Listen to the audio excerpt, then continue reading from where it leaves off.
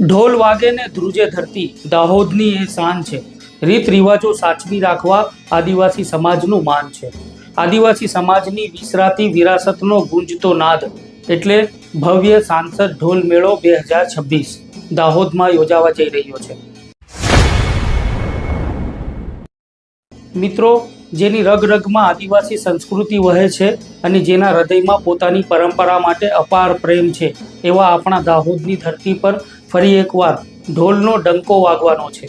આજકાલના આધુનિક જમાનામાં જ્યારે આદિવાસી સમાજ તેમની જૂની રૂઢિઓ અને રિવાજો ભૂલતા જઈ રહ્યા છે, ત્યારે આદિવાસી સમાજમાં અમૂલ્ય વિરાસતને જીવંત રાખવા માટે એક વ્યક્તિ અડીખમ ઊભા છે. એ નામ એટલે ભૂતપૂર્વ પોલીસ અધિકારી નગરસિંહ પલાસ. ગામડાઓમાં લગ્ન હોય કે ખુશીનો અવસર, ઢોલના તાપ વિના બધું અધૂરું છે. આ આદિવાસી રૂઢિ અને પરંપરા આદિવાસી સમાજના પૂર્વજોની અનામત છે. આ વારસો વિસરાઈ ન જાય અને આવનારી પેઢી તેને ગર્વથી અપનાવે તે માટે નગરસિંહ પલાસ વર્ષોથી પોતાની મૂડી અને સમય ખર્ચીને આ ભવ્ય ઢોલ મેળો યોજી રહ્યા છે. તો તૈયાર થઈ જાઓ આદિવાસી સંસ્કૃતિના સાક્ષી બનવા અને ઢોલના તાલે ઝૂમવા માટે. તો ક્યારે? આગામી 28 ફેબ્રુઆરી 2026 શનિવાર, પરેલ ગ્રાઉન્ડ, દાહોદ. રૂઢિગત પરંપરાઓનું પ્રદર્શન અને ભવ્ય ઢોલ સ્પર્ધા. આ માત્ર મેળો નથી, આ આદિવાસી સમાજની અસ્મિતાનો ઉત્સવ છે. તમારી હાજરી એ આદિવાસી સમાજની પરંપરાને મળતું બળ છે. તો ચાલો સાથે મળીને આદિવાસી સમાજની શાન અને આદિવાસી પરંપરાનું સન્માન જાળવવા અને તેમની રૂઢિ સંસ્કૃતિને માણવા અને નિહાળવા 28મી ફેબ્રુઆરીએ પરેલ ગ્રાઉન્ડ ઉપર સવારથી સાંજ સુધી અમે પણ ત્યાં મળીશું. તો તમે પણ ચોક્કસથી જરૂર ત્યાં પધારજો. મારું નામ નગરસિંહ કૃષ્ણભાઈ પલાસ. હું રિટાયર્ડ પોલીસ ઓફિસર છું, પોલીસ અધિક્ષક હતો. હું દર વર્ષે આદિવાસીનો જે ઢોલ મેળાનો પ્રોગ્રામ કરું છું, આ અરાળમાં ઢોલ મેળો છે.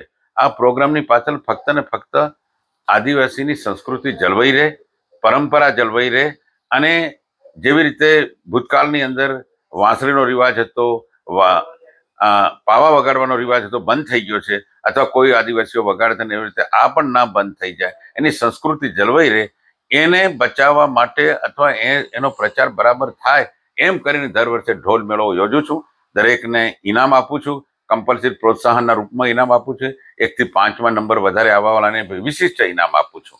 અને મને મારા પૈસાથી કરું છું. ફાળો પણ મારા મિત્રો, ઓળખીતા, દોસ્તો જે કંઈ આપે મને એમાં મદદ કરે છે. આ બધાનો સહયોગ કરીને આ ઢોલ મેળો યોજું છું. અને એકદમ ખુશીથી ગામડેથી તાલુકેથી દૂર દૂરથી આવે તો સવારમાં બધાને નાસ્તો પણ કરાવડાવીએ છીએ. અને એટલે તકલીફ નથી પડતી. પાણીની વ્યવસ્થા છે ત્યાં. મોટા મેદાનની આ ચાલુ વર્ષે પરેલના મેદાન ઉપર, રેલવે કોલોનીના મેદાન ઉપર આયોજન કરેલ છે.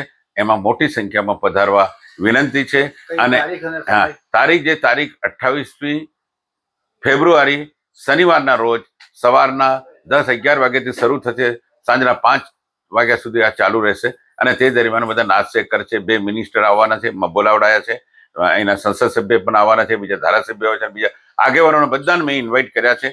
અને આમાં મને સાથ આપે, મારે એકલાનું નહીં પણ આખા સમાજને પ્રોત્સાહિત કરે, એની પાછળનો આટલો મારો ઉદ્દેશ છે. તમે પણ પત્રકાર મિત્રો મારા આ કાર્યને બિરદાવજો, એટલું જ હું કહેવા માંગુ છું. ઢોલ મેળો કરવાનો મુખ્ય હેતુ ફક્ત આ ઢોલ મેળો હજારો વર્ષથી આ સંસ્કૃતિ જળવાયેલી છે, જળવાઈ રહે એમ કરીને આ ઢોલ જે છે ને આદિવાસી સંસ્કૃતિનું પ્રતીક છે. એટલા માટે આ ઢોલ મેળો અમે યોજીએ છીએ.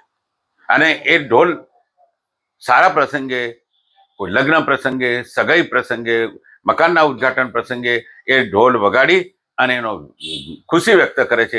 એમાં આનો ઉપયોગ કરે. પહેલાના જમાનામાં આ જ ઢોલનો ઉપયોગ લોકોને ભેગા કરવા માટે કરવામાં આવતો. ઢોલને ઊંધો પાડી અને ડીંડિયાથી વગાડવામાં આવે તો બધા લોકો ભય છે એમ કરીને ભેગા થતા. એવા વિવિધ પ્રકારના એના ઉપયોગ છે. આ વિડીયોને લઈને પોતાની પ્રતિક્રિયા કોમેન્ટ બોક્સમાં અમને જણાવી શકો છો. જો આપ યુટ્યુબ ઉપર જોઈ રહ્યા છો તો ત્યાં અમારી ચેનલને સબસ્ક્રાઇબ કરો. ફેસબુક, ઇન્સ્ટાગ્રામ ઉપર જોઈ રહ્યા છો તો ત્યાં અમારા પેજને લાઈક અને ફોલો કરો. ફરી મળીશું. ધન્યવાદ.